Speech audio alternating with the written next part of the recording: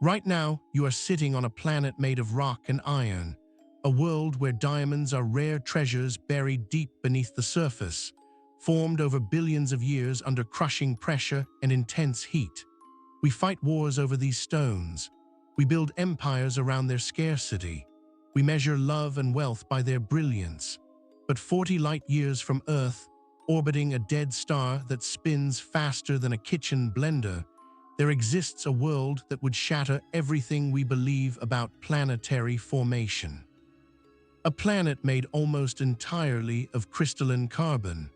A world where diamonds are not precious gems, but the very bedrock upon which everything rests. Scientists call it PSR J17191438b, and according to every model of how planets should form, it cannot exist. And most people have never heard of it. This isn't a minor astronomical curiosity buried in technical journals. This is a planet that challenges the fundamental physics of how worlds are born. The object is denser than any planet should be, composed of material that should not crystallize under these conditions, orbiting a stellar remnant in ways that defy our understanding of binary star evolution. When astronomers first detected it in 2011, they assumed their instruments were malfunctioning. The data made no sense. A planet 5 times denser than Earth, completing an orbit every 2 hours and 10 minutes, so close to its host that the entire system would fit inside our sun. The numbers were impossible. Then they checked again and again. The planet was real. If you're ready to see the universe differently, prepare yourself. We begin. We always believed planets formed in predictable ways. Gas and dust swirl around young stars, gradually clumping together through gravity and collision, building worlds over millions of years. Rocky planets like Earth form close to their stars where temperatures are high enough to drive away volatile gases. Gas giants like Jupiter form farther out where ice and gas can accumulate into massive spheres. The process is messy but comprehensible, governed by physics we have studied for centuries. But in 2011, everything changed when astronomers using the Parkes radio telescope in Australia detected something extraordinary. They were not looking for planets. They were studying pulsars, the rapidly spinning remnants of massive stars that have exploded and collapsed into ultra-dense objects no larger than a city, but containing more mass than our sun. Pulsars emit beams of radio waves that sweep across space like lighthouse beacons. When those beams point toward Earth, we detect regular pulses of radio energy, ticking with precision that rivals atomic clocks. The pulsar designated PSR J17191438 was behaving strangely. Its pulses were arriving slightly early, then slightly late, in a pattern that repeated every 2 hours and 10 minutes. Something was tugging on the pulsar, causing it to wobble back and forth. That something had to be a companion object, orbiting so close and so fast that its gravitational influence was measurable in the timing of radio pulses. When astronomers calculated the properties of this companion, they encountered the impossible. The object had roughly the mass of Jupiter, but occupied a volume smaller than Jupiter's. Much smaller. The density implied that this was not a gas giant, not a rocky planet, not anything in the standard catalog of planetary types. It was something new, something that shouldn't exist. Over the next 2 hours, we will explore how this diamond planet formed against all odds. We will discover what its existence reveals about the violent deaths of stars and the strange second lives of stellar corpses. And we will reveal how objects like this challenge our understanding of matter itself, pushing physics into territory where diamonds become as common as dirt and entire worlds crystallize from the hearts of dying suns. The impossible planet is waiting, Let us examine it. To understand why PSR J17191438b should not exist, we must first understand what it orbits. The host object is not a star in any conventional sense. It is a millisecond pulsar, one of the most extreme objects in the known universe, a stellar corpse spinning at speeds that challenge comprehension. Ordinary pulsars form when massive stars exhaust their nuclear fuel and collapse. The core implodes under its own gravity, crushing atoms together until protons and electrons merge into neutrons. The result is a neutron star, an object containing perhaps 1.5 times the mass of our Sun compressed into a sphere roughly 12 miles across. The density is staggering. A teaspoon of neutron star material would weigh billions of tons on Earth. The gravitational field is so intense that the surface gravity is roughly 200 billion times that of Earth. When a star collapses into a neutron star, it conserves angular momentum. Just as a spinning ice skater speeds up when pulling in their arms, the collapsing stellar core spins faster and faster as it shrinks. Neutron stars are born spinning rapidly, perhaps several times per second. Their intense magnetic fields channel radiation into beams that sweep across space with each rotation. When those beams intersect our line of sight, we detect the pulsar's characteristic pulses.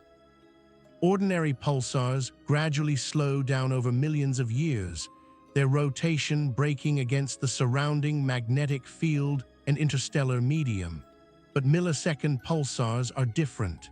They spin hundreds of times per second, far faster than their birth rotation could explain. Something has spun them back up. That something is mass transfer from a companion star. But here's where the mystery deepens into the violent history of these systems. Millisecond pulsars are found in binary systems where mass has flowed from a companion star onto the neutron star over millions or billions of years. As material falls onto the neutron star, it carries angular momentum that spins up the collapsed remnant like water spinning a water wheel. The neutron star accelerates until it rotates hundreds of times per second, its surface moving at a significant fraction of the speed of light. This process is called recycling. The neutron star is recycled from a slow, dying pulsar into a fast, rejuvenated millisecond pulsar. But the recycling process is violent and transformative. The companion star that donates mass is gradually stripped away, its outer layers siphoned off by the neutron star's intense gravity. Over billions of years, the companion can be reduced from a normal star to a mere remnant of its former self. In many millisecond pulsar systems, the companion has been reduced to a white dwarf, the cooling core of a dead star. In others, the companion has been almost entirely consumed, leaving only a tiny, low-mass object in an extremely tight orbit. These systems are called black widow pulsars, named for the spider that consumes its mate. PSR J17191438 appears to be something even more extreme. The companion is not a white dwarf in the traditional sense. It is too small, too dense, and too close. It appears to be the crystallized carbon core of a star that has been almost entirely consumed by its neutron star companion. The diamond planet is not a planet at all in the conventional sense.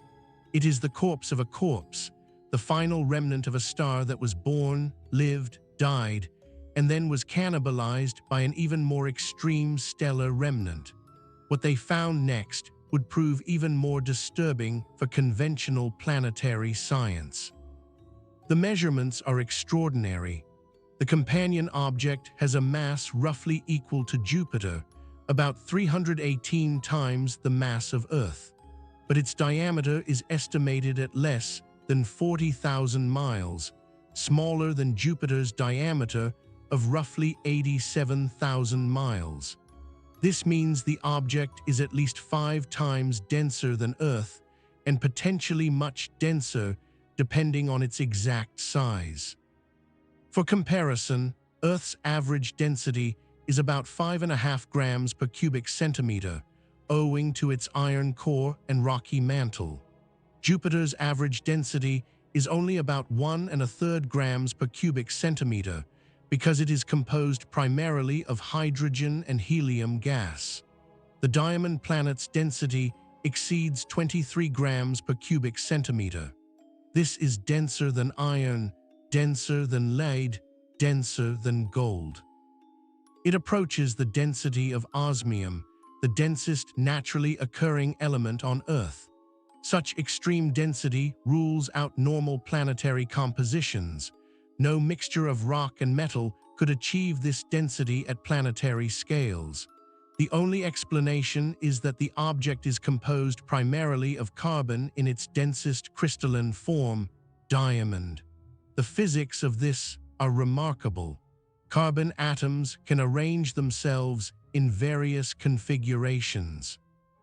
In graphite, carbon atoms form flat sheets that slide easily past each other, making graphite soft and slippery.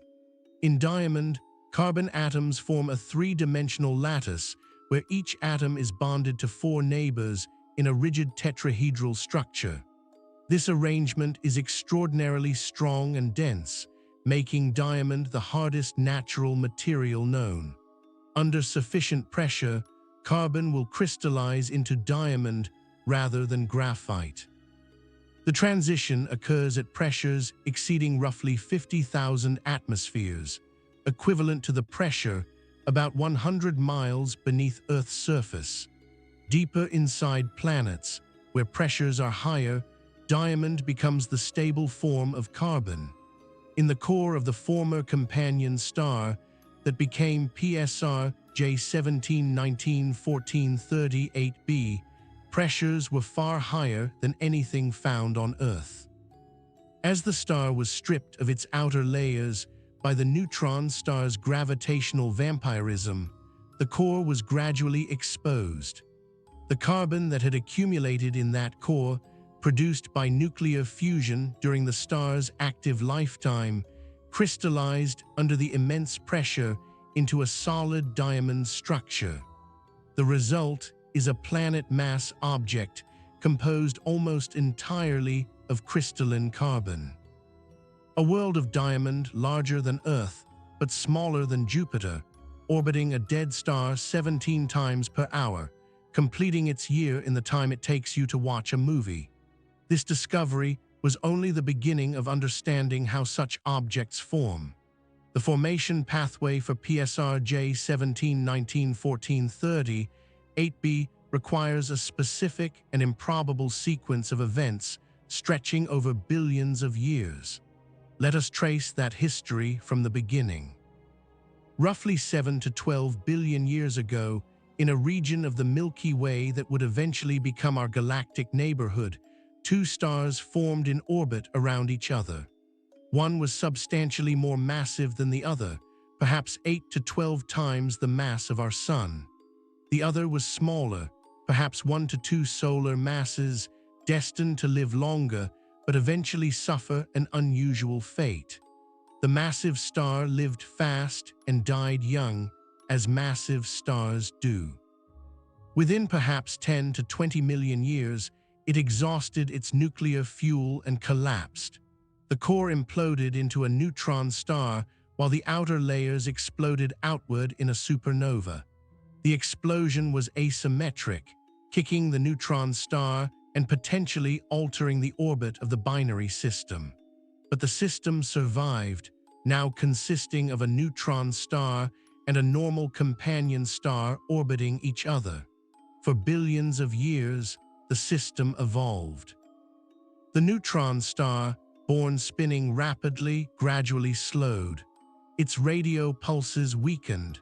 It became an unremarkable dead cinder, invisible except for its gravitational influence on its companion. Meanwhile, the companion star aged. Being less massive than its deceased partner, it evolved more slowly, spending billions of years fusing hydrogen in its core. Eventually, it too began to exhaust its fuel. Its core contracted while its outer layers expanded, transforming the star into a red giant. This expansion was the trigger for transformation, but here's where the mystery deepens into the cannibalism that created a diamond world.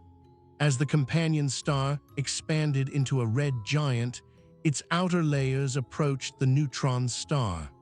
At a critical distance called the Roche limit, the neutron star's gravity began to dominate over the companion's own gravity. Material from the companion's envelope began flowing toward the neutron star, pulled by gravitational tides into a spiraling accretion disk. This mass transfer had two effects. First, the infalling material carried angular momentum that spun up the neutron star, recycling it into a millisecond pulsar. Second, the companion star was gradually stripped of its mass, its envelope peeled away layer by layer over millions of years. The process was not gentle.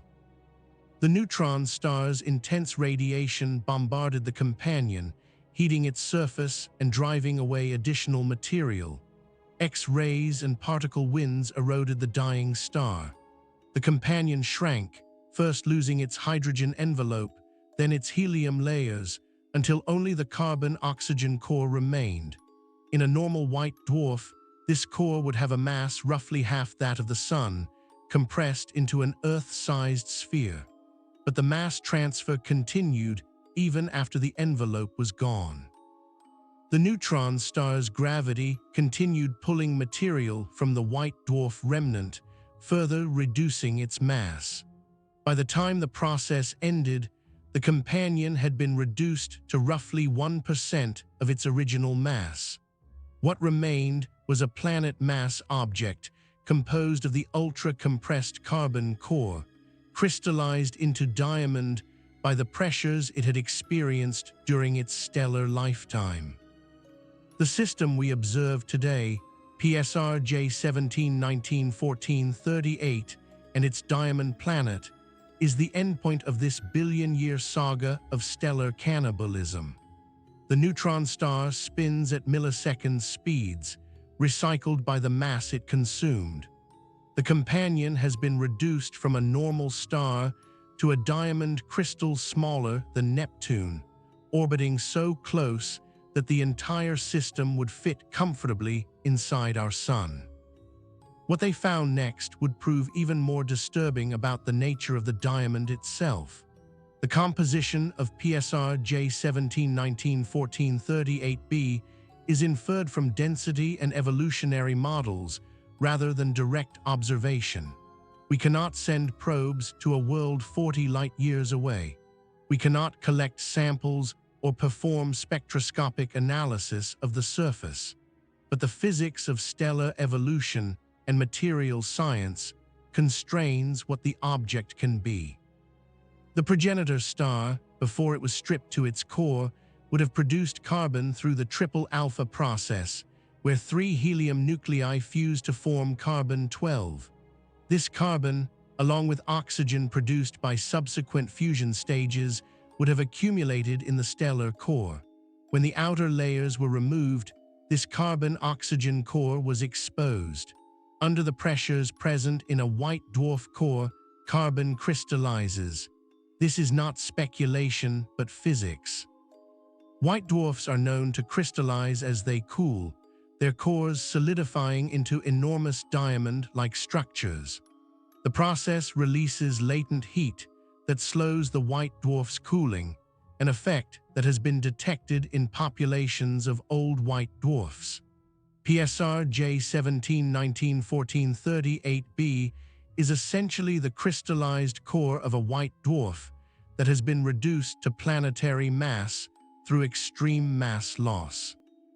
The carbon that was produced through nuclear fusion billions of years ago, that was compressed in the core of a dying star, that was exposed through gravitational stripping by a neutron star companion, has solidified into a crystalline structure.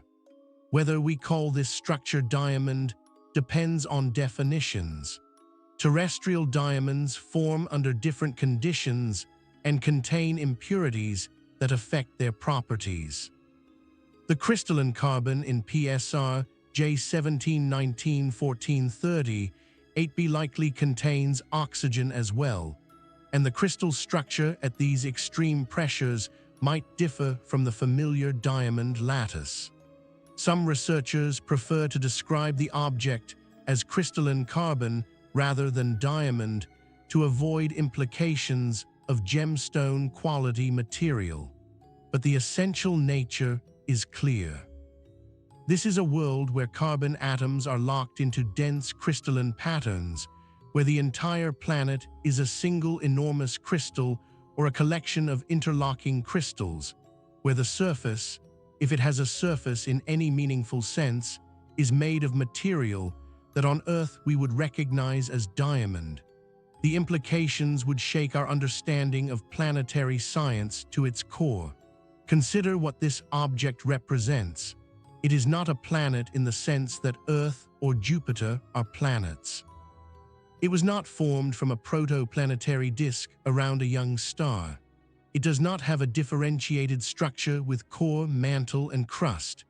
It is not composed of the usual planetary materials: silicate rock, iron metal, water ice, hydrogen gas. Instead, it is the remnant of a stellar core, reduced to planetary mass through a process of cosmic destruction. It is more accurately described as an ultra-low mass white dwarf or a stellar remnant than as a planet. But its mass places it in the planetary range, and its orbit around a more massive object makes it a companion in the traditional sense. This ambiguity highlights the limitations of our classification systems. We divide the universe into categories: stars, planets, moons, asteroids. But the universe does not respect our categories. It produces objects that blur boundaries and defy classification. PSR J17191438b is one such object, too small to be a white dwarf in the traditional sense, too dense to be a planet in the traditional sense, too exotic to fit comfortably into any existing category. The International Astronomical Union, which famously demoted Pluto from planetary status in 2006, has not ruled on the status of objects like PSR J17191438b. The definition of planet adopted for the solar system, which requires the object to orbit the Sun, would not apply to exoplanets anyway. The question of what to call this diamond world remains open, but names matter less than understanding. Whatever we call it, this object exists. It orbits a dead star 40 light-years from Earth. It is made primarily of crystalline carbon, and its existence tells us something profound about the possibilities hidden in the universe. But here's where the mystery deepens into what this discovery means for other exotic objects. PSR J17191438b is not unique. Since its discovery in 2011, astronomers have found other similar systems where companions to millisecond pulsars have been reduced to unusual compositions through extreme mass loss. The process that created the diamond planet appears to be a natural outcome of certain binary star evolutionary pathways. In 2012, researchers announced the discovery of PSR J22222137, a binary system containing a pulsar and a white dwarf companion that is among the coolest and faintest ever detected. The white dwarf appears to have crystallized significantly, its core solidified into diamond like carbon. Although this object is larger and more massive than PSR J17191438b, it represents another example of crystalline carbon in stellar remnants. In 2014, Astronomers studying the pulsar PSR J13113430 found evidence for a companion that has been almost entirely evaporated by the pulsar's radiation. The companion is so small and light that it may represent the final stages of the process that produced PSR J17191438b. Given enough time, even the diamond planet might be further reduced, its carbon vaporized by the pulsar's energetic output. These discoveries suggest that diamond planets, or at least crystalline carbon remnants of stellar evolution, may be relatively common in the galaxy. Millisecond pulsars with companions are known by the thousands. Many of those companions have experienced significant mass loss. Some fraction of them may have reached the exotic state represented by PSR J17191438b. If diamond planets are common, what does this mean for the cosmic abundance of crystalline carbon? On Earth, diamonds are rare because the conditions for their formation are unusual. They form deep in the mantle, carried to the surface by volcanic eruptions, scattered sparsely across the planet's surface. We prize them for their rarity as much as their beauty, but in the galaxy at large, the conditions for diamond formation may be more common than we thought. Every white dwarf contains carbon that will eventually crystallize. Every millisecond pulsar with a low-mass companion is a potential site for diamond planet formation. The universe may contain vastly more crystalline carbon than we ever imagined, locked in the cores of dead stars and the remnants of stellar cannibalism. This discovery was only the beginning of rethinking what planets can be. The discovery of PSR J17191438b forced astronomers to expand their conception of what a planet can be. Before 2011, the catalog of known exoplanets was already diverse. Hot Jupiters orbiting closer to their stars than Mercury orbits the Sun. Super-Earths with masses between Earth and Neptune. Rogue planets drifting through interstellar space without any star to orbit. But all of these objects formed through recognizable processes, variations on the theme of planetary accretion from protoplanetary disks. The diamond planet is different. It did not form from a disk. It formed from a star. It is not a planet that happens to contain diamonds. It is a diamond that happens to have planetary mass. The distinction matters because it reveals pathways to planetary mass objects that do not require the traditional formation process.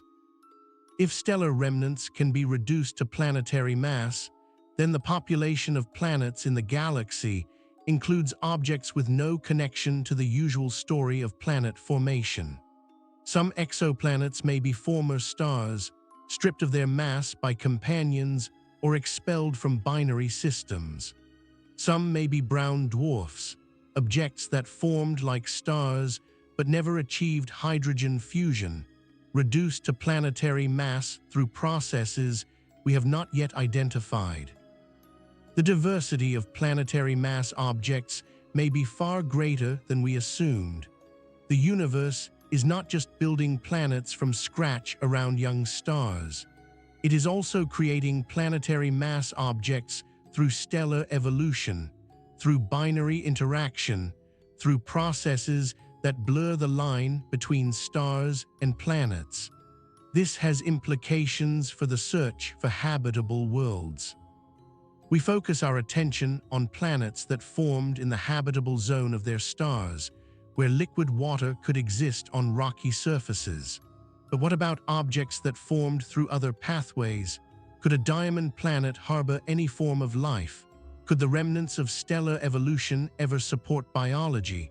The answer for PSR J17191438b is almost certainly no. The object is bathed in radiation from the millisecond pulsar. Its surface temperature, if it has a surface, is likely extreme. It has no atmosphere, no water, no organic chemistry. It is as hostile to life as any environment we can imagine, but the broader question remains open. The universe creates planetary mass objects through multiple pathways.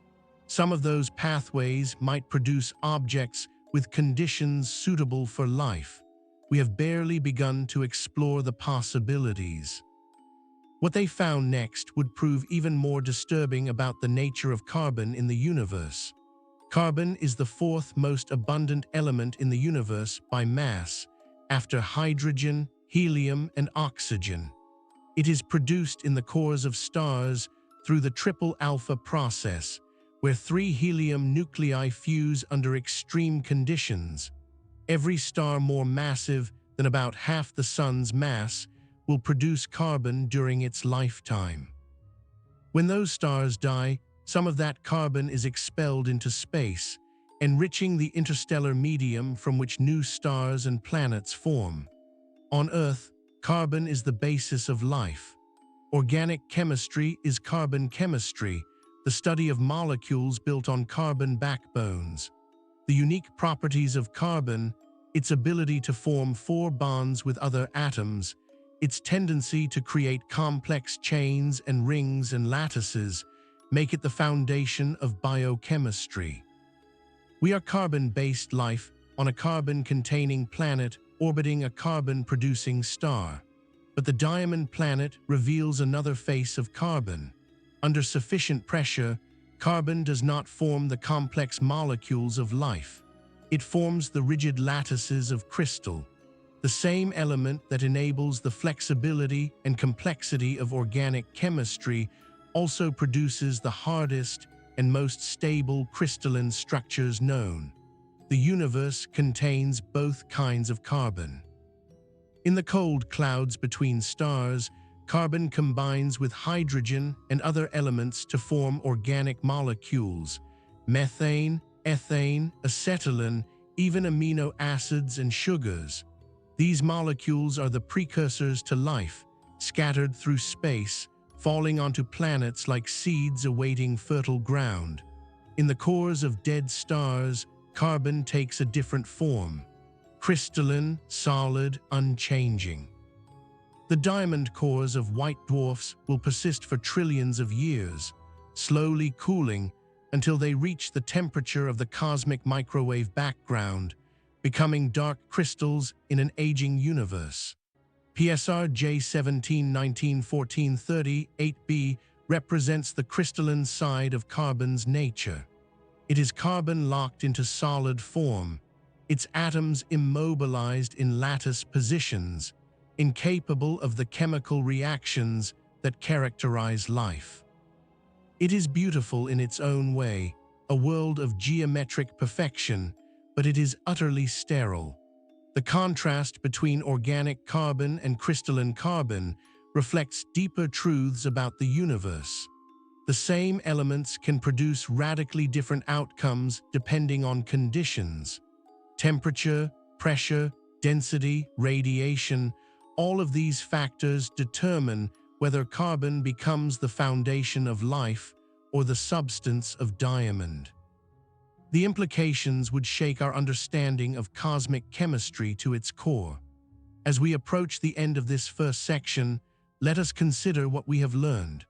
A planet exists that is made primarily of crystalline carbon, a diamond world orbiting a millisecond pulsar 40 light-years from Earth.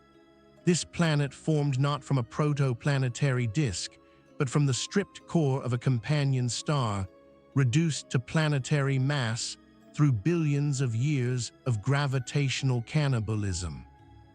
Its existence challenges our definitions of what a planet is and reveals formation pathways we had not previously considered. The diamond planet is one of the most extreme objects in the known universe. It orbits so close to its host that the entire system would fit inside our Sun. It completes an orbit every 2 hours and 10 minutes, experiencing gravitational tides that would tear apart any normal planet. It is bathed in radiation from the spinning neutron star, bombarded by particles moving at relativistic speeds. and yet it exists. The universe produced this object through natural processes operating over billions of years. The laws of physics, applied to a specific initial condition and evolved through time, yielded a diamond world where such a thing should not be possible. This is the lesson of PSR J17191438b. The universe is stranger than we imagine. The possibilities hidden in the equations of physics exceed our intuitions and our expectations. When we say something is impossible, we often mean only that we have not yet imagined the pathway to its existence. The diamond planet exists. It should not be possible by our limited understanding, but it is real, and its reality forces us to expand our understanding. In the next section, we will explore what conditions exist on this extraordinary world. We will examine the physics of matter under extreme pressure and consider what the surface, if any exists, might be like. And we will discover other exotic planets that challenge our understanding of what worlds can be. The diamond planet waits, spinning in the darkness, a crystalline remnant of stellar death, a monument to the universe's capacity for wonder. The surface of PSR J17191438b, if we can call it a surface, exists under conditions that defy terrestrial imagination. No human will ever stand on this world. No probe will ever descend through its non-existent atmosphere to touch its crystalline ground. But physics allows us to infer what conditions must prevail on a planet made of diamond, orbiting a millisecond pulsar at a distance closer than Mercury orbits our Sun. The first thing to understand is the gravitational environment. The diamond planet has roughly the mass of Jupiter compressed into a volume smaller than Neptune. This means surface gravity far exceeds anything in our solar system's planetary catalog. On Earth, you weigh whatever your bathroom scale reports. On Jupiter, if you could somehow stand on the cloud tops, you would weigh about 2.5 times as much. On the diamond planet, surface gravity might exceed 10 times Earth's gravity, possibly much more depending on the object's exact dimensions. At 10 times Earth's gravity, a person weighing 150 pounds on Earth would weigh 1,500 pounds. Every movement would be a struggle against crushing force. Your bones would fracture under the load. Your heart would fail trying to pump blood against the gravitational gradient. But these considerations are academic because no biological entity could survive the other conditions present on this world. The temperature is the second impossible factor. The diamond planet orbits its pulsar at a distance of roughly 600,000 kilometers, less than twice the distance from Earth to the Moon. But its host is not a gentle yellow star like our Sun. It is a millisecond pulsar, a neutron star spinning over 10,000 times per minute, its intense magnetic field generating beams of radiation that sweep across the companion with each rotation. The radiation environment is lethal beyond measure. The pulsar emits across the electromagnetic spectrum, from radio waves through visible light to X-rays and gamma rays.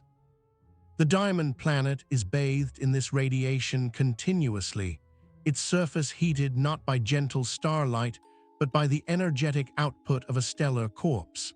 Surface temperatures likely exceed several thousand degrees, possibly tens of thousands of degrees on the side facing the pulsar. But here's where the mystery deepens into the physics of diamond under extreme conditions. Diamond is remarkably stable under high temperatures, more stable than most materials we encounter in everyday life.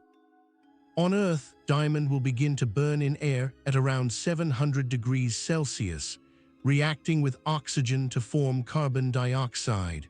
But in the absence of oxygen, diamond remains solid to much higher temperatures.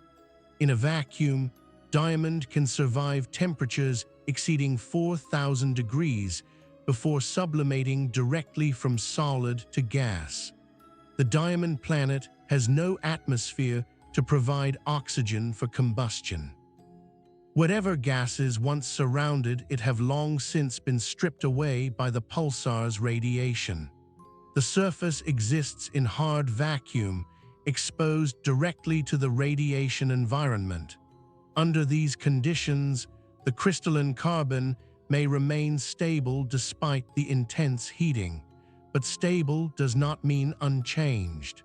The radiation bombardment affects the crystal structure in subtle ways.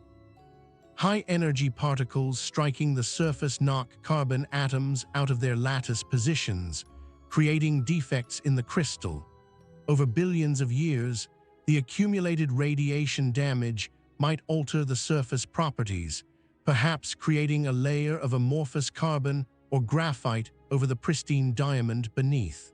The pulsar's magnetic field adds another layer of complexity. Neutron stars possess magnetic fields trillions of times stronger than Earth's field. Even at the distance of the diamond planet's orbit, the magnetic field strength likely exceeds any terrestrial experience. Charged particles spiraling along magnetic field lines would continuously bombard the surface, adding to the radiation damage. The gravitational tides are equally extreme. The diamond planet orbits so close to the neutron star that differential gravitational forces across the planet's diameter create significant tidal stresses. The side facing the pulsar experiences stronger gravity than the side facing away. This difference stretches the planet along the line connecting it to the pulsar, deforming its shape into a slightly elongated ellipsoid. For a rocky planet like Earth, such tidal forces would cause earthquakes, volcanic activity, and geological upheaval. For the diamond planet, the crystalline structure might resist deformation, but internal stresses would still accumulate. The planet might experience diamond quakes as the crystal structure adjusts to tidal stresses, cracks propagating through the lattice and releasing energy. What they found next would prove even more disturbing about the internal structure of such a world. The interior of PSR J17191430 8b presents even more exotic physics. If the surface is diamond, what lies beneath? The answer depends on how pressure increases with depth and how carbon behaves under those conditions. On Earth, pressure increases with depth because of the weight of overlying material. At the center of Earth, pressure reaches about 360 gigapascals, roughly 3.6 million times atmospheric pressure. Under this pressure, iron and nickel form a solid inner core despite temperatures exceeding 5,000 degrees. The diamond planet is denser than Earth, so pressure increases more rapidly with depth. The central pressure might exceed 100,000 gigapascals, approaching conditions found only in the cores of white dwarfs and the outer layers of neutron stars. At such extreme pressures, carbon behaves in ways we cannot replicate in any laboratory. The diamond crystal structure, stable at lower pressures, might transform into other crystalline phases. Theoretical calculations suggest that at sufficiently high pressures, carbon could form structures denser than diamond, with different arrangements of atoms and different material properties. One predicted high-pressure phase of carbon is called BC8, a body-centered cubic structure where each carbon atom has 4 nearest neighbors arranged differently than in diamond. Another predicted phase is called simple cubic carbon, with an even denser arrangement. Whether the interior of PSR J17191430 8b contains these exotic carbon phases is unknown, but the pressures present would certainly push the material into unfamiliar territory. The oxygen content adds further complexity. The progenitor star that became the diamond planet would have produced oxygen as well as carbon through nuclear fusion. This oxygen remains mixed with the carbon in the planetary remnant. Under extreme pressure, carbon and oxygen might form compounds like carbon dioxide in crystalline form, or they might remain as separate phases segregated within the interior. Laboratory experiments cannot reach the pressures present in the diamond planet's core. Even diamond anvil cells, the most powerful static compression devices available, can only achieve pressures of a few hundred gigapascals before the diamond anvils themselves fail. The conditions inside PSR J17-19-1430 8b exceed our experimental capabilities by orders of magnitude. We are left with theoretical models and computational simulations to infer the internal structure.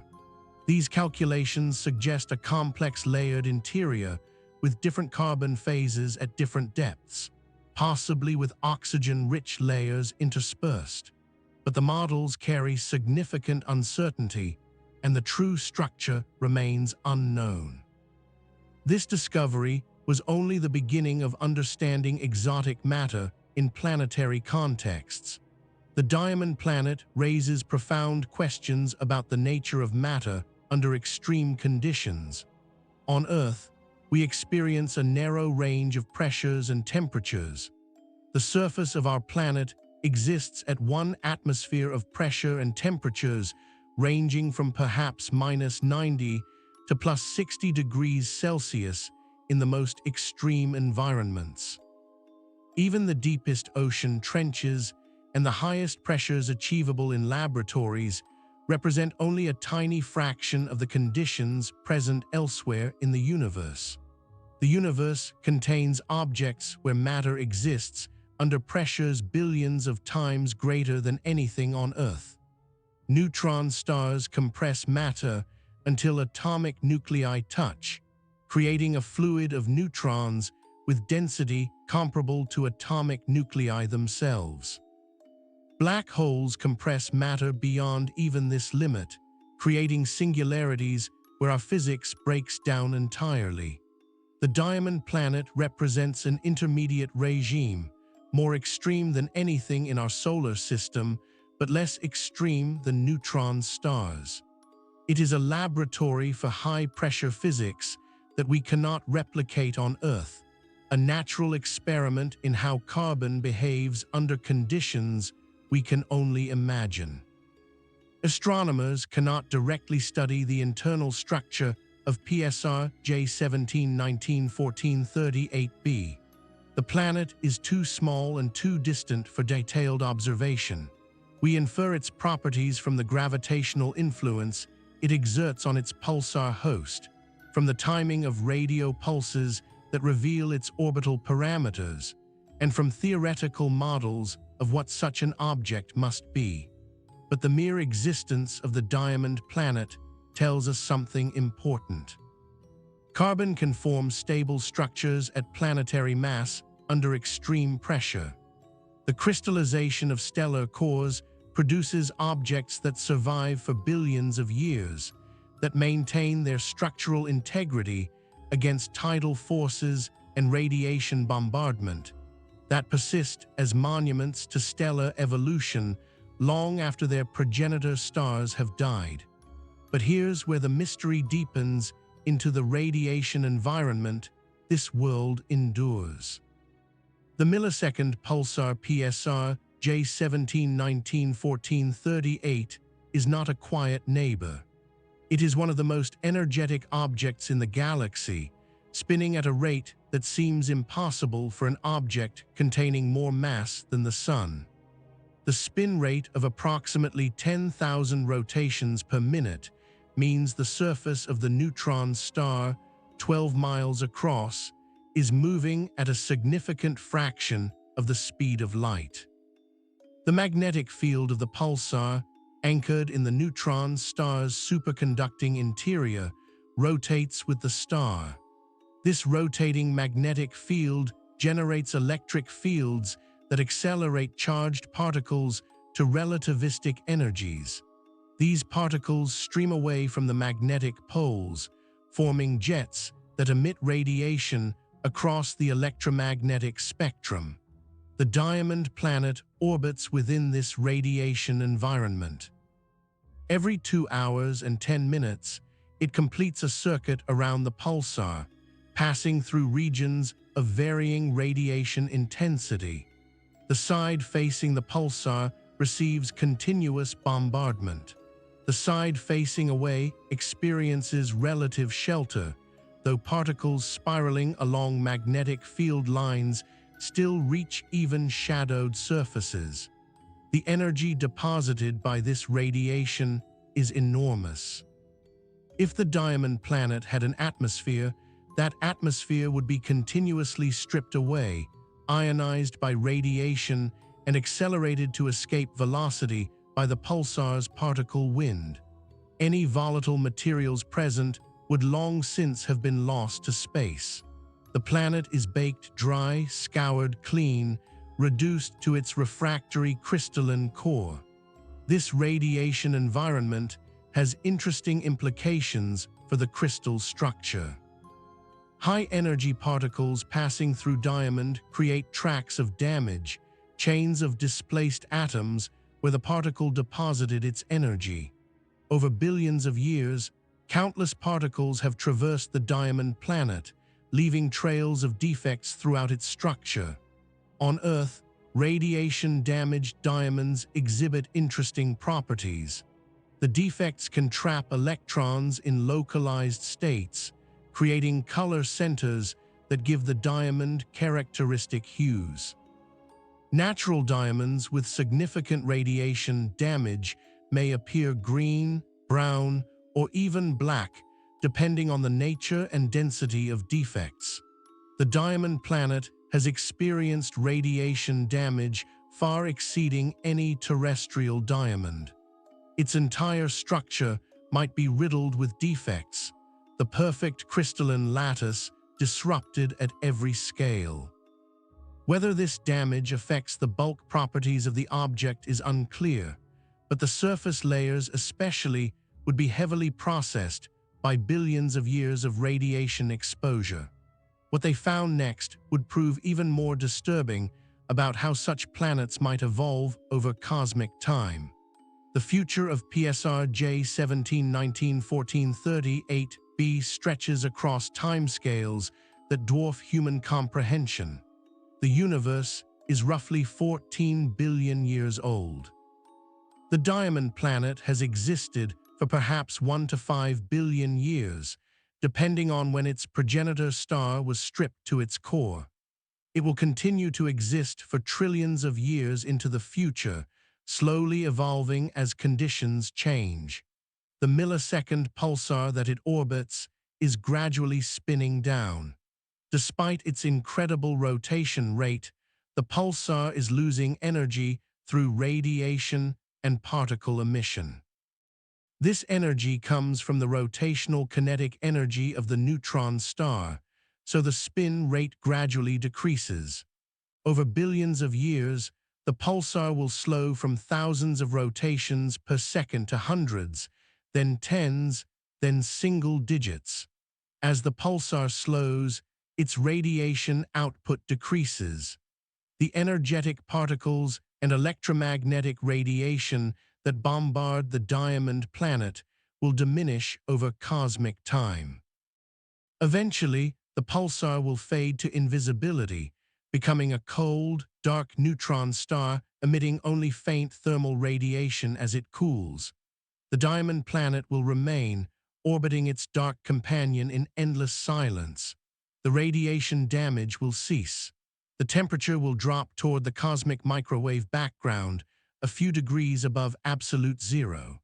The crystalline carbon will persist, unchanged across eons, a frozen remnant of stellar evolution waiting for the universe to age around it. On even longer timescales, other processes might affect the system.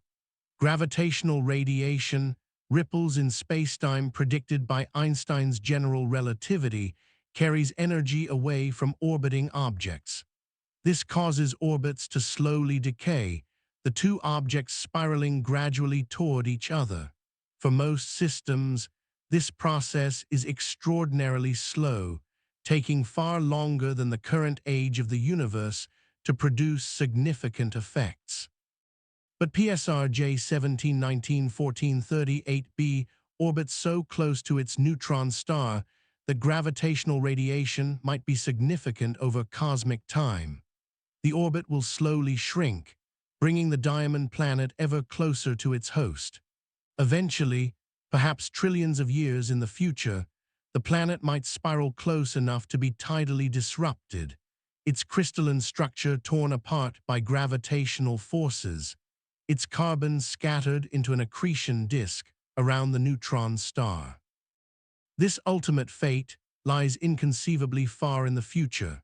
For now, the diamond planet continues its rapid orbit, completing over 4,000 years every Earth year, tracing endless loops around its stellar corpse companion. The implications would shake our understanding of long-term cosmic evolution. The diamond planet forces us to think about the universe on timescales that exceed not just human lifetimes, but the entire past history of the cosmos. We are accustomed to thinking of planets as objects that form, evolve, and eventually are destroyed when their host stars die. Earth will be consumed by the Sun in about 5 billion years, when the Sun expands into a red giant. Most planets share similar fates, their existence bounded by the lifetimes of their stars. But PSR J17191438b has already survived its host star's death. The original binary system experienced a supernova, the violent explosion that created the neutron star. Somehow the system remained bound despite this cataclysm. The companion star then experienced its own evolution, expanding into a red giant before being stripped to its core by the neutron star. Through all of this violence, the system survived. The diamond planet is a survivor.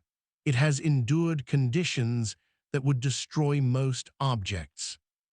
It will continue to endure long after stars like our Sun have burned out, long after galaxies have merged and dispersed, long after the universe has aged into a cold, dark expanse of isolated remnants.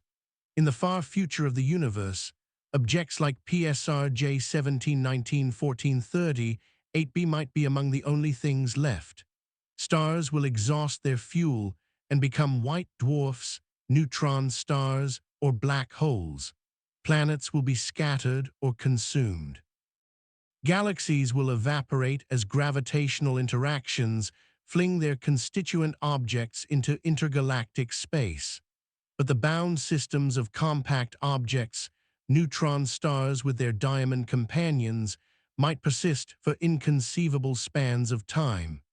This is a melancholy vision of the cosmic future, a universe populated by cold, dark remnants drifting through empty space. But it is also a vision of endurance. The diamond planet represents matter in its most stable, most persistent form. The carbon atoms locked in its crystalline lattice will remain carbon atoms for longer than any other configuration could survive. In a sense, the diamond planet is the universe's long-term storage medium.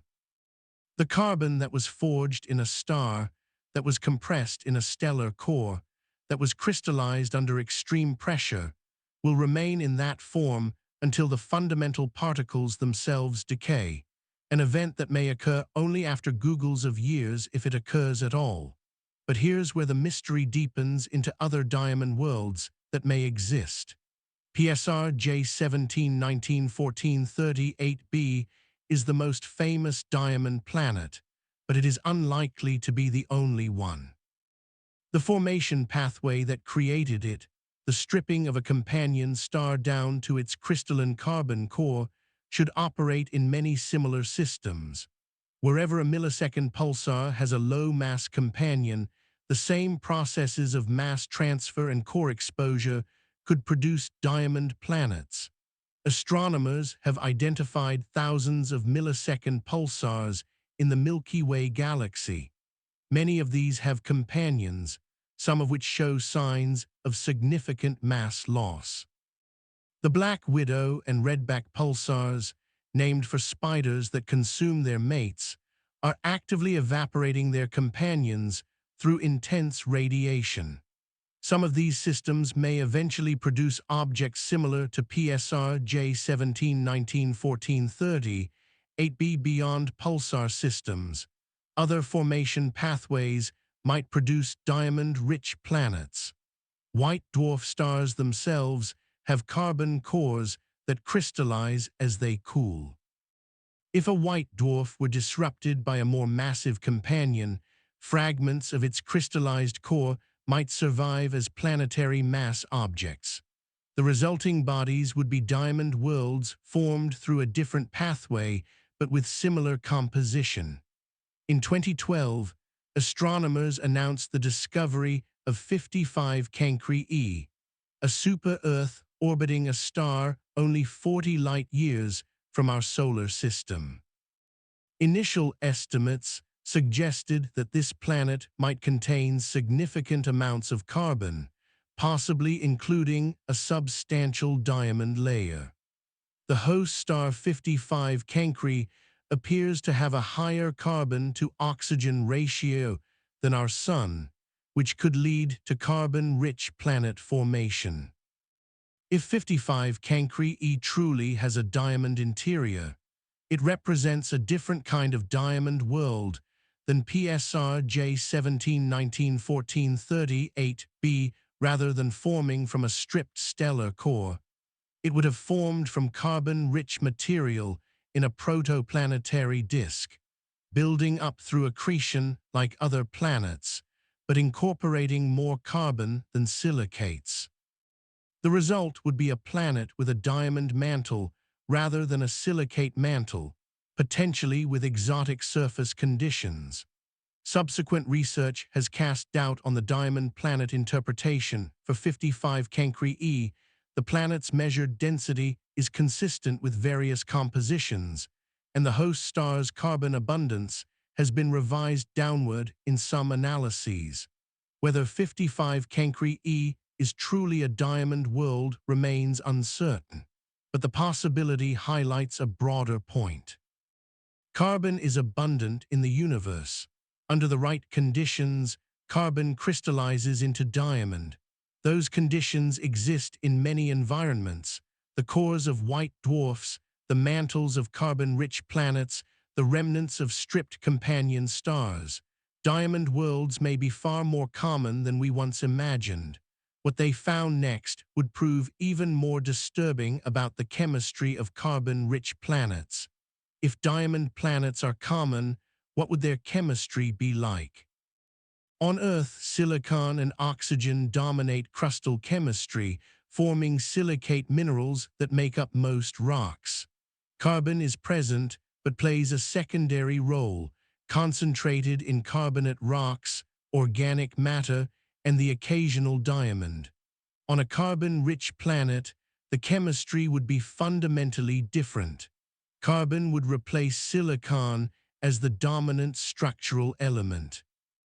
Instead of silicate minerals, the crust might contain carbide minerals, compounds of carbon with metals like iron and titanium. Instead of a silicate mantle, the planet might have a diamond mantle extending to great depth. The surface conditions on such a world would be alien in ways we can barely imagine. On Earth, weathering breaks down silicate rocks through reactions with water and atmospheric gases. On a carbon world, different weathering processes would operate. Carbon dioxide in the atmosphere might react with carbide minerals, or methane might accumulate if conditions favored its stability. Any oceans on a carbon world would likely not be water. The chemistry that produces liquid water on Earth depends on oxygen being more abundant than carbon, allowing hydrogen to combine preferentially with oxygen rather than carbon. On a carbon-rich world, hydrogen might combine with carbon to form hydrocarbons, creating oceans of liquid methane or ethane rather than water. This is not speculation, but inference from chemistry. Saturn's moon Titan, while not a carbon-dominated world, demonstrates that hydrocarbon oceans are possible. Lakes and seas of liquid methane and ethane cover portions of Titan's surface, filled by hydrocarbon rain from a nitrogen-methane atmosphere. A carbon-rich planet might feature similar hydrocarbon cycles on a much larger scale. Could life exist on a diamond planet or a carbon-rich world? This question pushes into pure speculation, but some researchers have considered it. Carbon is the basis of biochemistry on Earth, so a carbon-rich environment might seem favorable for life. But the absence of liquid water, the solvent that enables terrestrial biochemistry, would pose a significant challenge. Alternative biochemistries using different solvents have been proposed. Liquid methane might serve as a solvent for certain types of organic chemistry, though it operates at much lower temperatures than water and would require different metabolic strategies. Whether such life could arise on a carbon-rich world is unknown, but the possibility cannot be excluded. The discovery was only the beginning of understanding the diversity of planetary compositions. The diamond planet PSR J17191430 8b exists at one extreme of planetary composition. At the other extreme lie planets composed primarily of water ice, hydrogen helium gas, or iron metal. Between these extremes lies an enormous diversity of possible compositions, each with its own unique properties and conditions. Earth itself is a mixed composition world, with an iron core, a silicate mantle, a thin water ocean, and a nitrogen-oxygen atmosphere. This particular mix of ingredients gives rise to the conditions that support life as we know it. But the mix could be different. Planets with more water, less iron, different silicate compositions, all of these variations produce different surface conditions. The exoplanet census has revealed some of this diversity. Hot Jupiters with temperatures exceeding 1,000 degrees, water worlds with deep global oceans, lava planets with surfaces of molten rock, super-Earths with masses between Earth and Neptune, and compositions we can only guess at. The universe explores every possible combination of ingredients and conditions. The diamond planet represents carbon-dominated composition taken to an extreme. No water, no silicates, no hydrogen atmosphere. Just crystalline carbon, compressed to extreme density, orbiting a dead star. It is a limiting case, a boundary marker showing how far planetary composition can deviate from the familiar. Understanding these limiting cases helps us understand the full range of possibilities. When we search for habitable worlds, we search for conditions similar to Earth's. But knowing the extremes helps us define what similar means, helps us understand which variations are acceptable and which push too far from the conditions life requires. But here's where the mystery deepens into the philosophical implications of such exotic worlds. The diamond planet challenges us to think about value and beauty in cosmic terms. On Earth, diamonds are valued for their rarity, their brilliance, their durability. We fight over them, trade them, use them to symbolize eternal love. The diamond industry has built elaborate structures of mining, cutting, grading, and marketing around these crystals of carbon. PSR J17191438b contains more diamond than Earth will ever produce. The entire planet, 5 times the mass of Earth, is crystalline carbon. If we could somehow access this material, it would render terrestrial diamond mining irrelevant. The scarcity that gives diamonds their value would vanish in an instant, but we cannot access it. The planet is 40 light-years away, orbiting a lethal pulsar, locked in gravitational embrace with a stellar corpse. The diamond is there, inconceivably vast in quantity, but utterly beyond reach. It exists, beautiful and eternal, but useless for human purposes. This situation invites reflection on the nature of value. Diamonds are valuable on Earth because they are rare and because we desire them. The diamond planet is valuable to astronomers because it reveals truths about stellar evolution and planetary formation. But the crystals themselves, the actual carbon atoms locked in their lattice positions, have no inherent value. Value is a human construction projected onto physical reality. The universe is full of wonders that have no practical use. Distant galaxies we will never visit. Black holes that consume everything that approaches. Nebulae of gas and dust scattered across light years. The diamond planet joins this catalog of wonders, a treasure beyond price because it is beyond reach, beautiful because we cannot possess it. Perhaps this is the deepest lesson of PSR J17191438b. The universe creates beauty and complexity and wonder without any concern for human purposes. The diamond planet formed through natural processes operating over billions of years. It serves no function. It supports no life. It simply exists, a crystalline monument to the universe's capacity for creating extraordinary objects. We are fortunate to have discovered it. We are fortunate that our instruments are sensitive enough to detect the timing variations of a pulsar 40 light-years away, to infer the existence and properties of its planetary companion. We are fortunate that human curiosity drives us to search for such objects, to study them, to understand them. The diamond planet owes us nothing, but it gives us something precious. A glimpse into the cosmic diversity that surrounds us, a reminder that the universe far exceeds our imagination. What they found next would prove even more disturbing about other ultra-dense objects in the cosmos. The diamond planet is not the densest planetary mass object known. In the years since its discovery, astronomers have found even more extreme objects that challenge our definitions and our understanding.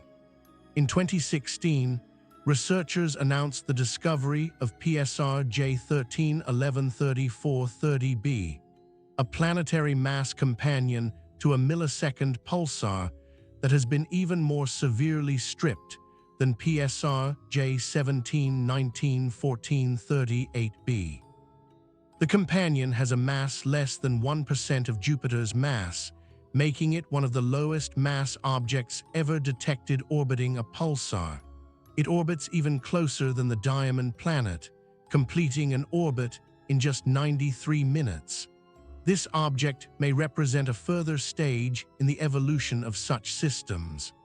The original companion star has been almost entirely consumed, leaving only a tiny remnant in an extremely tight orbit.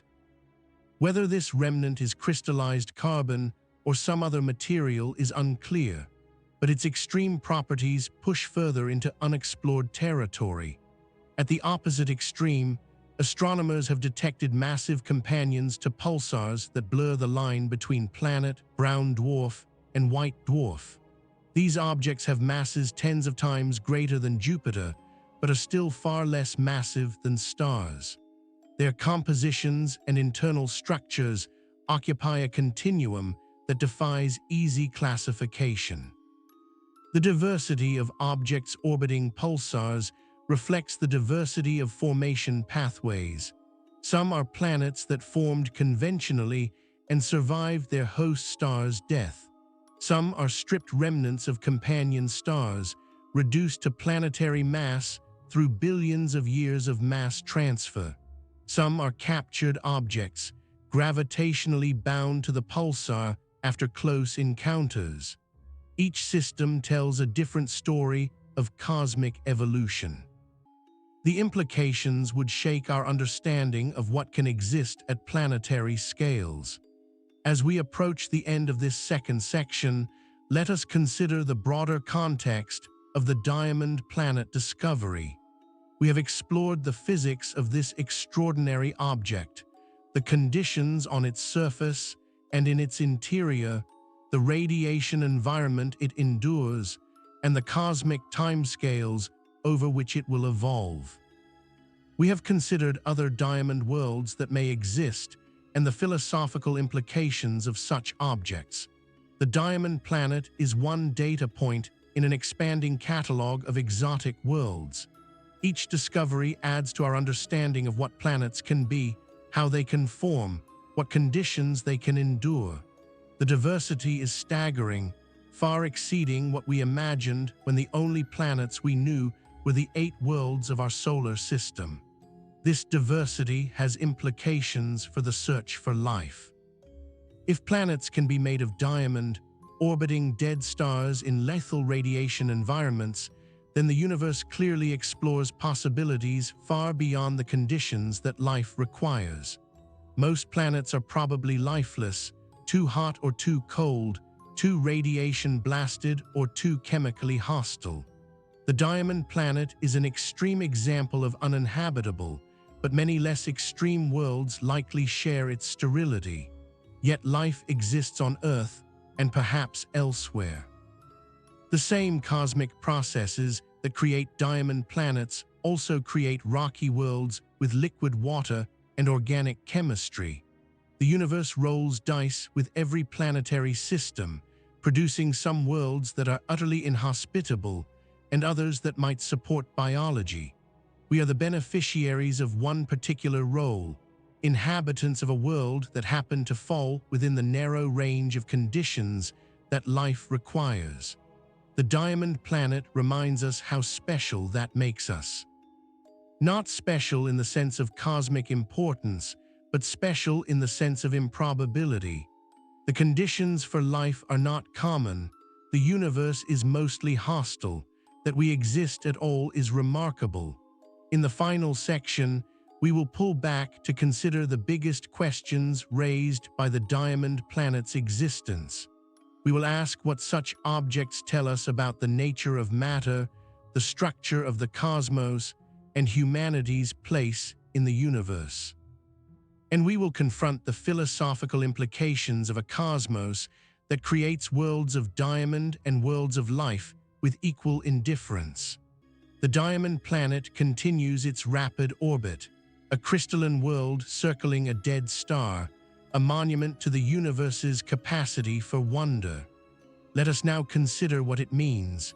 The universe operates without purpose, without intention, without any concern for what we find meaningful or valuable. Stars ignite and burn for billions of years, fusing hydrogen into helium, helium into carbon, carbon into heavier elements, and when they die, they scatter those elements into space, where new stars and planets form from the debris.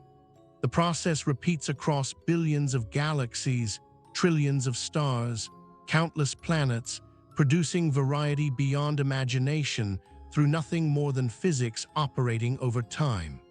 The diamond planet is one product of this blind cosmic machinery. No intelligence designed it.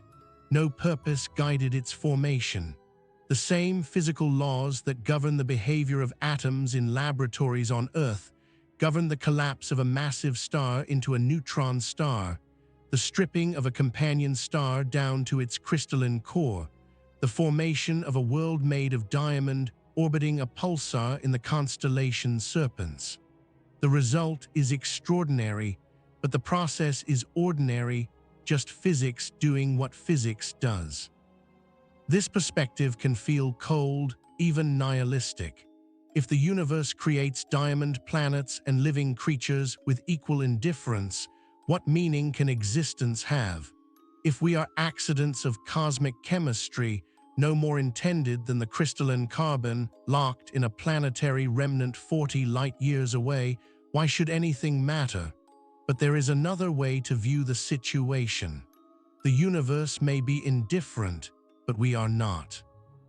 We find meaning in discovery, in understanding, in the sheer wonder of learning that a diamond planet exists. The cosmos did not create PSR J17191438b for our benefit, but we benefit nonetheless from knowing about it. Our minds, themselves products of cosmic evolution, reach out across 40 light-years to comprehend an object that defies our expectations. This is the remarkable thing about consciousness. The universe created beings capable of understanding it. Through us, the cosmos contemplates itself.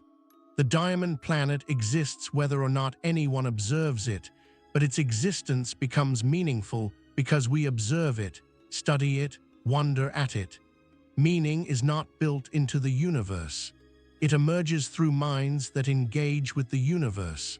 But here's where the mystery deepens into what the diamond planet reveals about the nature of matter itself. The diamond planet is made of the same carbon atoms that exist on Earth, in our bodies, in the graphite of pencils, and the organic molecules of living cells. Carbon is carbon wherever you find it, governed by the same quantum mechanical rules, forming the same types of bonds, crystallizing into the same structures under similar conditions. What differs is the context. On Earth, carbon atoms participate in the dance of life, combining with hydrogen, oxygen, nitrogen, and other elements to form the complex molecules that enable biology. In the diamond planet, carbon atoms are locked into rigid crystalline lattices, immobilized in positions they will occupy for trillions of years, participating in no chemistry whatsoever. The contrast illuminates something profound about matter. The atoms themselves are identical. The outcomes are radically different. What determines whether carbon becomes part of a living organism or part of a dead crystal is not the nature of the carbon, but the environment in which it finds itself. Temperature, pressure, the presence of other elements, the availability of energy, these contextual factors determine whether matter becomes complex and dynamic or simple and static. Life is not a property of particular atoms. It is a property of particular arrangements of atoms in particular environments. The carbon in your body was once scattered through interstellar space, forged in the cores of long-dead stars, incorporated into planets and asteroids, cycled through Earth's crust and atmosphere, captured by photosynthesis and assembled into organic molecules, consumed and rearranged countless times before becoming part of you. The same carbon might one day become part of a rock, a tree, another organism, or simply drift through space as carbon dioxide for billions of years. The diamond planet represents carbon that took a different path. Instead of participating in the complexity of planetary chemistry and perhaps biology, it became trapped in a stellar core, crystallized under pressure, and locked into a configuration from which it will never escape. The carbon atoms are not less or more valuable than the carbon atoms in living things. They are simply in different circumstances. This perspective dissolves the sense that diamond planets are somehow more impressive than living planets. A diamond is just carbon arranged one way. A living cell is just carbon arranged another way. The cell is far more complex, far more dynamic, far more interesting in its behavior. The diamond is far more durable, far more stable, far more persistent over cosmic time. Neither arrangement is superior in any absolute sense. They are simply different outcomes of the same physical laws operating in different contexts. What they found next would prove even more disturbing about the implications for understanding life in the universe. If matter is the same everywhere, and if arrangements matter more than intrinsic properties, then life in the universe is fundamentally a question of arrangements. Where do the conditions exist for matter to arrange itself into self-replicating, information processing, energy harvesting systems that we would recognize as alive? The answer, as far as we know, is rarely. The universe contains roughly 2 trillion galaxies, each containing hundreds of billions of stars, many of which have planets. The number of planets in the observable universe might exceed 1 septillion, a 1 followed by 24 zeros. Among all of these worlds, we know of exactly one that harbors life: Earth. This is almost certainly a limitation of our knowledge rather than a reflection of reality. We have examined only a tiny fraction of the planets that exist, and our methods for detecting life are crude. The absence of evidence is not evidence of absence, but the sheer prevalence of hostile conditions in the universe suggests that life is at best rare, a thin film of complexity in a cosmos dominated by simplicity. The Diamond Planet exemplifies the hostility. Every aspect of its existence is antithetical to life as we know it. The radiation, the temperature extremes, the gravitational tides, the absence of water or atmosphere or any chemical complexity, all of it precludes biology. And the Diamond Planet is not unusually hostile. Most places in the universe are similarly inhospitable. Stars are too hot. Interstellar space is too cold. Black holes are too gravitationally extreme. Neutron stars are too radiation blasted. The list of ways the universe can prevent life from arising is essentially endless. Life requires a narrow range of conditions that the universe rarely provides. Temperature must allow liquid water or some other suitable solvent. Radiation must be low enough not to sterilize surfaces. Gravity must be moderate, allowing complex structures to form without being crushed. Chemistry must provide the raw materials for self-replicating molecules. Energy must be available but not overwhelming. Earth satisfies these conditions. Probably other worlds do too, scattered across the galaxy, oases of habitability in a desert of hostility. Finding them is one of the great scientific quests of our time, but we should not assume they are common. The Diamond Planet reminds us that the universe creates exotic wonders with no regard for life. For every habitable world, there may be millions of diamond planets, ice giants, gas dwarfs, molten hellscapes, and radiation-blasted wastelands. But here's where the mystery deepens into what makes Earth genuinely remarkable. Against the backdrop of cosmic hostility, Earth's existence seems almost miraculous. A rocky planet in the habitable zone of a stable yellow star, with a magnetic field to deflect radiation, plate tectonics to cycle nutrients, a large moon to stabilize axial tilt, an atmosphere thick enough to retain heat, but thin enough to allow light through. Every factor has contributed to making this world suitable for life, and life has flourished. From the first self-replicating molecules, perhaps 4 billion years ago, life has diversified and complexified, filling every available niche, adapting to every available environment, producing eventually creatures capable of wondering about diamond planets 40 light-years away. The same carbon that sits inert in PSR J17191438b has on Earth built cathedrals and composed symphonies and developed science capable of detecting distant worlds. This is not to claim that Earth is unique.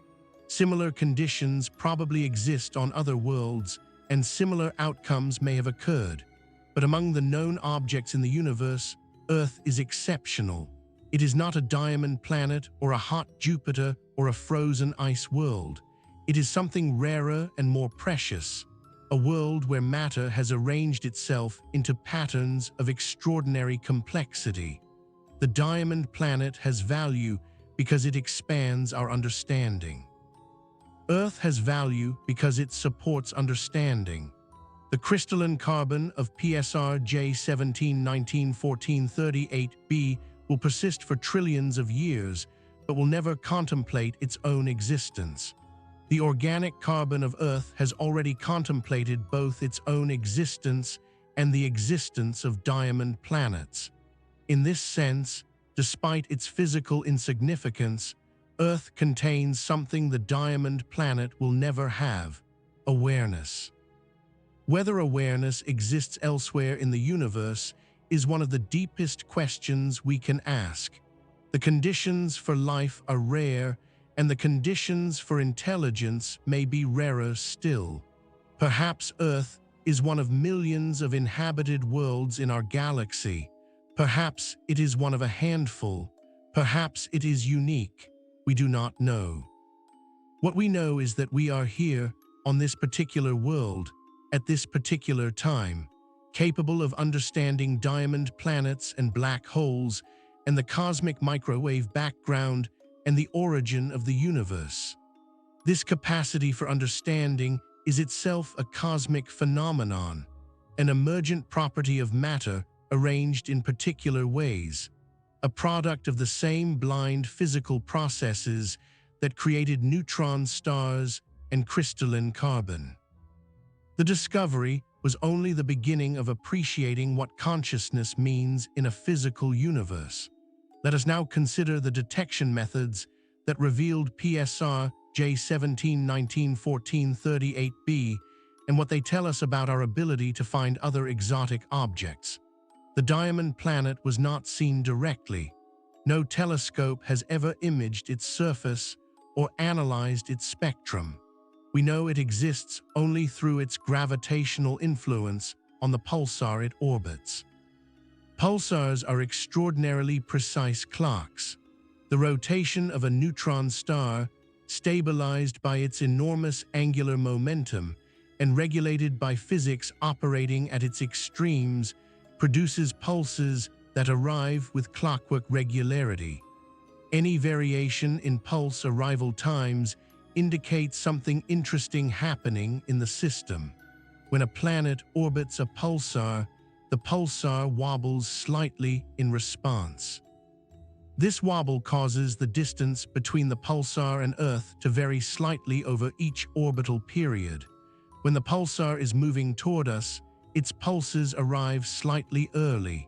When it is moving away, they arrive slightly late. By measuring these variations in pulse timing with extreme precision, astronomers can infer the presence, mass, and orbit of the companion object. This technique is extraordinarily sensitive.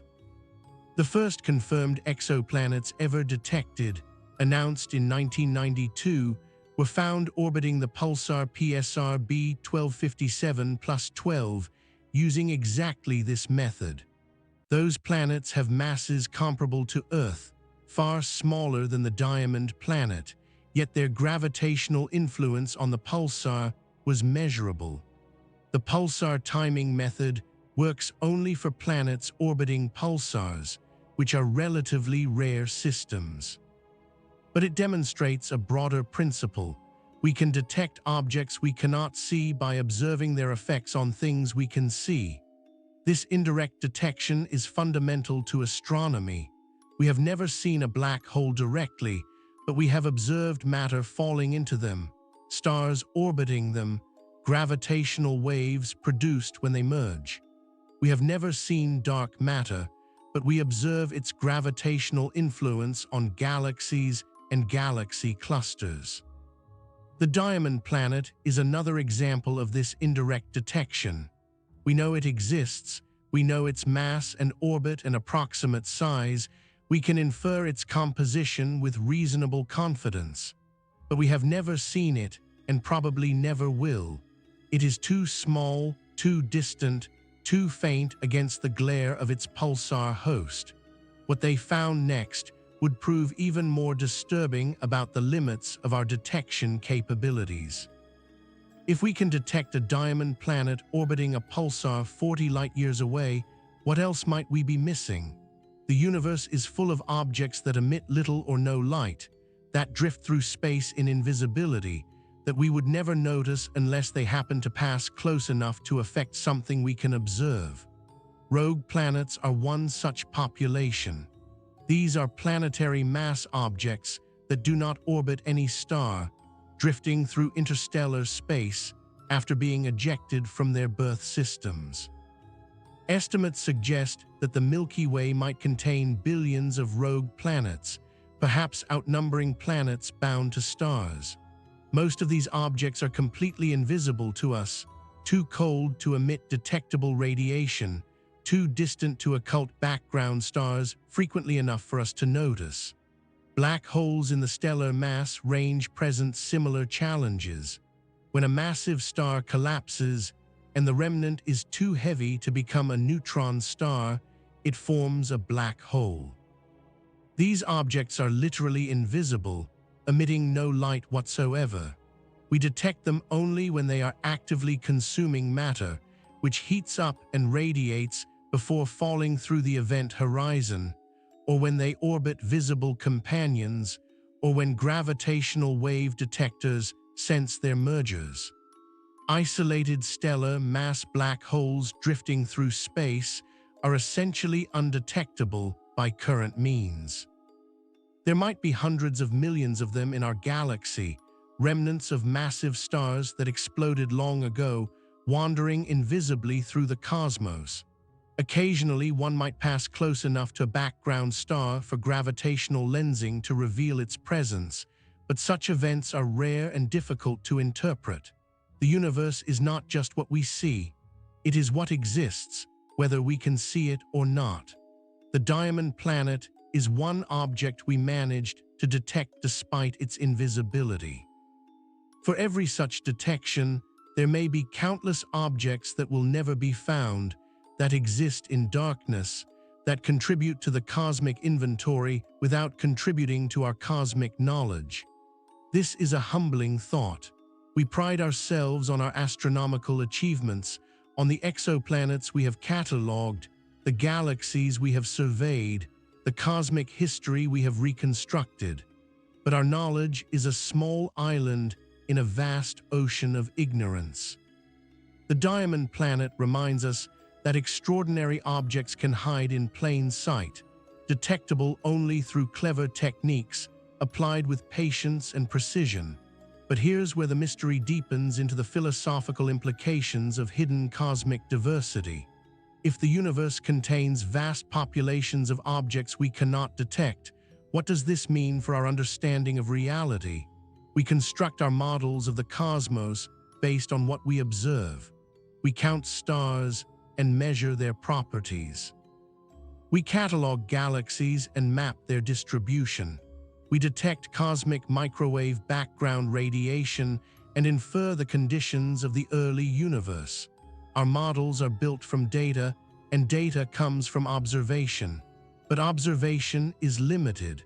We see only what our instruments can detect, which is a tiny fraction of what exists. The diamond planet was invisible until someone thought to look for timing variations in pulsar signals. What other objects remain invisible because no one has yet thought of the right way to look? This question applies beyond astronomy.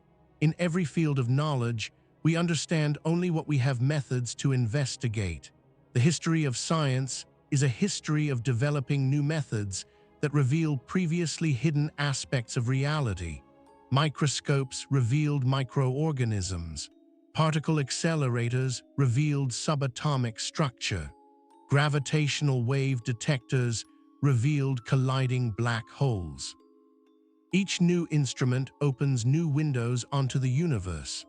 The diamond planet was revealed by radio telescopes sensitive enough to measure pulse arrival times with nanosecond precision. Without that capability, we would never have known the object exists. It would still be there, orbiting its pulsar, crystalline carbon persisting through the eons, but it would be absent from our understanding of the cosmos. How many other objects await discovery by instruments we have not yet built? How many phenomena occur that we have no means to detect? The universe might be far stranger than our current models suggest, filled with objects and processes that will only become apparent when we develop new ways of looking. This is not cause for despair, but for excitement. The history of science suggests that every new instrument reveals surprises. When we developed radio astronomy, we discovered pulsars and quasars and the cosmic microwave background. When we developed gravitational wave astronomy, we detected merging black holes and neutron stars. When we develop new capabilities in the future, we will discover things we cannot currently imagine. The diamond planet is one such discovery, unexpected and extraordinary, revealed by techniques that did not exist a few decades ago. It is a promise of what future discoveries might bring, a reminder that the universe still has secrets to reveal. What they found next would prove even more disturbing about our place in this vast and strange cosmos. The diamond planet forces us to confront our cosmic insignificance. We are small creatures on a small planet orbiting an ordinary star in an ordinary galaxy. The universe contains billions of galaxies, trillions of stars, uncountable planets. Our existence is a statistical blip, our history a brief flicker in cosmic time, and yet we matter to ourselves. We matter to each other. The meaning we create, the love we share, the knowledge we build, all of this has value despite our cosmic insignificance. The diamond planet contains more crystalline carbon than Earth will ever produce, but it contains no love, no knowledge, no meaning. In the currencies that actually matter to conscious beings, Earth is infinitely richer. This is not wishful thinking or anthropocentric bias. It is a recognition that value requires valuers, that meaning requires minds. The diamond planet has no meaning to itself because it has no self. It exists, vast and crystalline and eternal, but it does not know it exists. It does not wonder about its origins or its future. It does not feel awe at the neutron star it orbits or curiosity about the galaxy in which it resides. We do. We are the universe becoming aware of itself, matter arranged into patterns that can contemplate matter. This is extraordinary, perhaps the most extraordinary thing that matter does anywhere in the cosmos. The diamond planet is remarkable for its composition. We are remarkable for our consciousness. Whether consciousness is rare or common in the universe remains unknown. If life is rare, then consciousness might be rarer still, a precious anomaly in a cosmos otherwise devoid of awareness. If consciousness has arisen elsewhere, then we are members of a cosmic community we have not yet contacted, fellow travelers on the journey of understanding. Either way, consciousness matters. It is the means by which the universe comes to know itself. Without minds to observe, study, and wonder, the diamond planet would exist but would have no significance. Its existence becomes significant because we have made it so, because we have detected it and studied it and told its story. This is the gift we give to the universe. We provide the significance it cannot provide itself. We are the meaning makers, the storytellers, the consciousness through which existence contemplates itself. The diamond planet owes us nothing, but we have given it something it could never have alone: a place in the human narrative, a role in our understanding, a meaning. The discovery was only the beginning of understanding what awareness contributes to existence. Let us now consider the future of our investigation of objects, like PSR J17191438b. Current technology allows us to detect such objects through pulsar timing, but our knowledge of their properties remains indirect and uncertain. We know the mass, the orbit, the approximate density. We infer the composition from theory and modeling. We cannot directly observe the surface or analyze the spectrum. Future technology might change this. Space-based telescopes with larger apertures and more sensitive detectors might be able to directly image nearby exoplanets, including exotic objects like diamond worlds. Spectroscopic analysis might reveal the composition of planetary atmospheres and surfaces. Interferometric techniques combining multiple telescopes might achieve the resolution necessary to study individual planets in detail. For PSR J17191438b specifically, direct observation is unlikely in the foreseeable future. The planet is too small and too close to its host to separate from the pulsar's emission. But similar objects might be found in more favorable configurations, orbiting quieter hosts at greater separations, amenable to direct study. The search for exotic planets is just beginning. The Kepler mission, the TESS mission, ground-based surveys, all of these have contributed to a rapidly growing catalog of known exoplanets. As of now, we have confirmed more than 5,000 exoplanets, with thousands more candidates awaiting confirmation. Among these worlds are hot Jupiters, super-Earths, mini-Neptunes, water worlds, and perhaps diamond planets. The diversity revealed by exoplanet surveys has transformed our understanding of planetary systems. Our solar system, once thought typical, now appears to be one configuration among many. Other systems have planets far closer to their stars than Mercury, planets far larger than Jupiter, planets in orbits that would be unstable in our system. The universe explores every possible arrangement, and we are only beginning to catalog the results. Diamond planets like PSR J17191438b represent one extreme of this exploration. They form through unusual pathways, achieve unusual compositions, and exist in unusual environments. They are rare, perhaps, but not unique. The universe has produced at least one, and it has probably produced many more. But here's where the mystery deepens into what we might ultimately learn from such objects.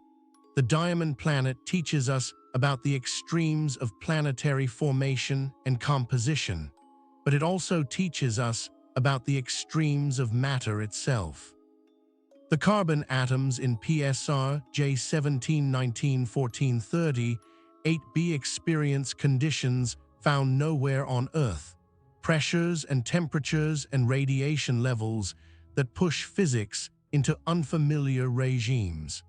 By studying such objects, even indirectly, we learn about the behavior of matter under extreme conditions. This knowledge has applications beyond astronomy. High-pressure physics, the study of how materials behave when compressed, has implications for materials science, for understanding planetary interiors, for developing new technologies. Diamond anvil cells, the laboratory devices that achieve the highest static pressures on Earth, can compress materials to a few hundred gigapascals before failing. The diamond planet's interior likely exceeds this by orders of magnitude. We cannot replicate those conditions in laboratories, but we can use theoretical models calibrated against laboratory results to predict what happens. These predictions can then be tested against astronomical observations.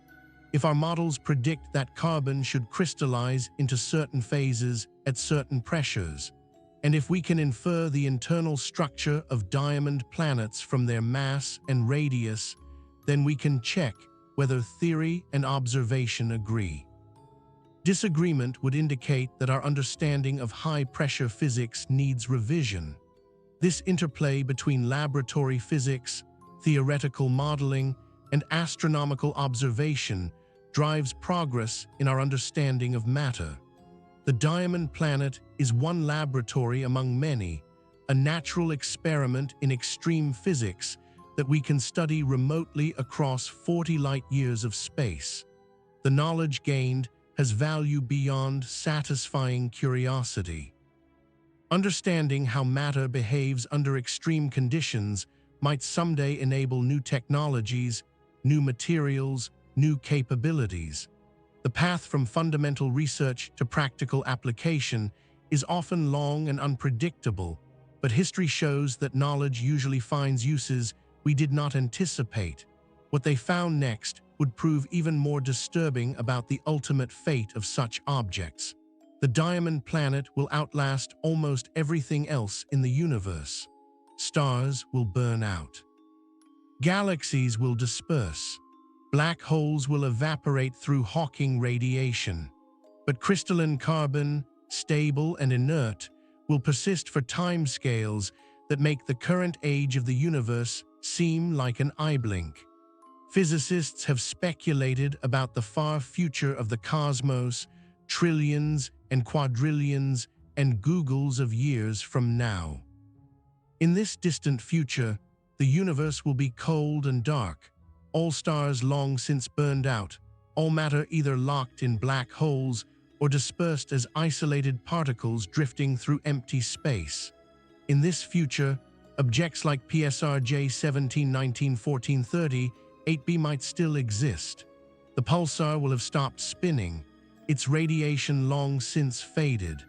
The Diamond Planet will have cooled to the temperature of the cosmic microwave background, a few degrees above absolute zero.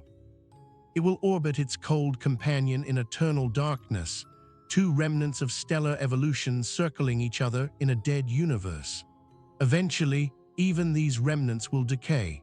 If protons are unstable, as some theories suggest, the carbon atoms in the diamond will eventually disintegrate, their protons decaying into lighter particles over timescales of perhaps 10 to the 36th years. The diamond will dissolve from within, its crystalline structure crumbling as the atoms themselves fall apart. If protons are stable, other processes will eventually destroy the diamond. Quantum tunneling might allow nuclear reactions to occur even at zero temperature, gradually transmuting the carbon into other elements over inconceivable timescales. Black holes, if any exist in the vicinity, might eventually consume the remains. The ultimate fate of matter in the universe remains uncertain. Physics at the extremes of time and energy is poorly understood. But whatever the ultimate fate, the Diamond Planet will likely persist longer than almost anything else. Its crystalline structure is extraordinarily stable, resistant to chemical reaction, to radiation damage, to thermal disruption. It is matter in one of its most enduring forms. This endurance is both beautiful and melancholy. The Diamond Planet will witness the death of the universe, if witnessing is a concept that can apply to an inert crystal. It will persist through ages that have no observers, no awareness, no meaning. Its existence will continue, but its significance will end, because significance requires minds, and minds will have long since vanished. This vision of the cosmic future is sobering. The universe that produced life and consciousness and wonder will eventually produce only cold, dark emptiness. The Diamond Planet will survive into that emptiness, a crystalline monument to a cosmos that once contained stars and planets and creatures that wondered about their own existence. The implications would shake anyone who contemplates them deeply. Now we can see how all these pieces fit together into a portrait of cosmic wonder and cosmic indifference. The Diamond Planet exists because physics operates consistently across the universe, because stars form and evolve and die according to predictable patterns, because matter under pressure crystallizes into stable structures. Its existence is remarkable but not miraculous, extraordinary but not supernatural. The diamond planet challenges our definitions because nature does not respect human categories. We divide objects into stars and planets and other things, but nature produces objects that blur these boundaries. A stripped stellar core with planetary mass is neither star nor planet in the traditional sense. It is simply what physics produces when certain initial conditions evolve according to physical law. The diamond planet humbles us because it reveals the vastness and strangeness of the universe. We are small creatures with limited senses and limited instruments, trying to comprehend a cosmos that operates on scales of size and time and energy that exceed our intuition. The diamond planet is one puzzle piece in an inconceivably large puzzle, one glimpse of a reality that we will never fully understand. And the diamond planet inspires us because it demonstrates the power of human curiosity and ingenuity. We detected an object 40 light-years away, smaller than Neptune, emitting no light of its own, by measuring variations in radio pulses arriving from a spinning neutron star. This is an astonishing achievement, a testament to what human minds can accomplish when dedicated to understanding. But questions remain. How many diamond planets exist in the galaxy? What exactly is the internal structure of such objects? How do they evolve over cosmic time? What other exotic objects await discovery by methods we have not yet developed? The diamond planet has answered some questions but raised many more. This is how science works. Every discovery opens new frontiers. Every answer reveals new questions. The universe does not yield its secrets easily, but it yields them eventually to those who persist in asking. The diamond planet is one secret yielded. It is one fragment of cosmic truth recovered from the vastness of the unknown. It is one reason to continue looking, continue asking, continue wondering. The universe is vast and strange and mostly hostile. It produces diamond planets and neutron stars and black holes and galaxies beyond counting. It also produces, on at least one small world orbiting an ordinary star, creatures capable of understanding diamond planets and neutron stars and black holes and galaxies. This is the remarkable thing, the thing that makes existence meaningful, that matter can arrange itself into patterns that contemplate the universe from which they emerged. We are such patterns. Our bodies are made of atoms forged in stars, the same atoms that form diamond planets and comets and cosmic dust. But our atoms are arranged into structures that can think, that can feel, that can wonder. This arrangement is temporary. Eventually, our atoms will disperse and rejoin the cosmic cycle. But for now, for this brief moment in cosmic history, we are here and we are aware and we are asking questions about diamond planets. This is precious beyond measure, not because the universe cares about our questions, but because we care about our questions. Our caring is itself a cosmic phenomenon, something the universe does through us, a way for existence to contemplate itself. The diamond planet will persist for trillions of years, long after humanity has vanished or evolved into something unrecognizable. It will orbit its cold neutron star in darkness and silence, crystalline carbon locked in patterns that will never change. It will endure, but it will not know that it endures. We will not endure so long, but we know that we exist. We know that diamond planets exist. We know that the universe is vast and strange and beautiful. This knowledge, brief as it is something the diamond planet will never have.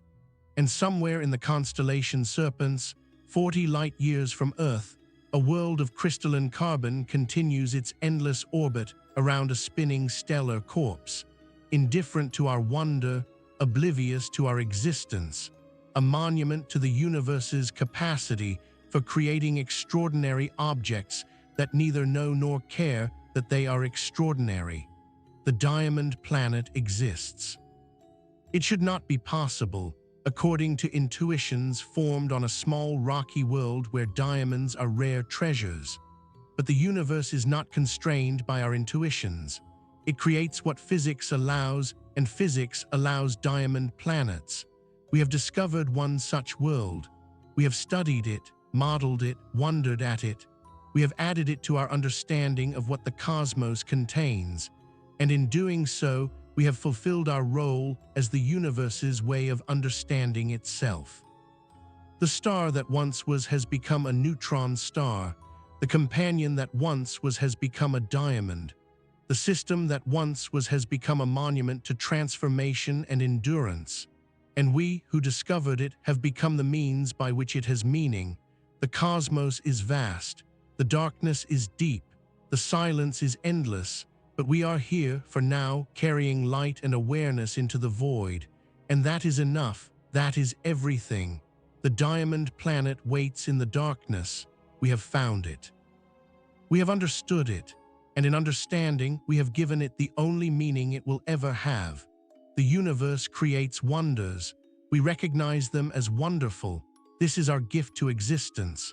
This is what consciousness contributes to a cosmos that would otherwise simply be. The diamond planet is out there, orbiting, enduring, persisting through eons, and we know it exists. That knowing matters. That knowing is the most remarkable thing in all the cosmos. The diamond planet is extraordinary. But so are we, and in the end, that is the deepest lesson of PSR J17191438b, that the universe produces both diamond worlds and wondering minds, both crystalline permanence and fleeting awareness, both matter locked in eternal patterns and matter arranged into patterns that ask what it all means. The asking is the meaning.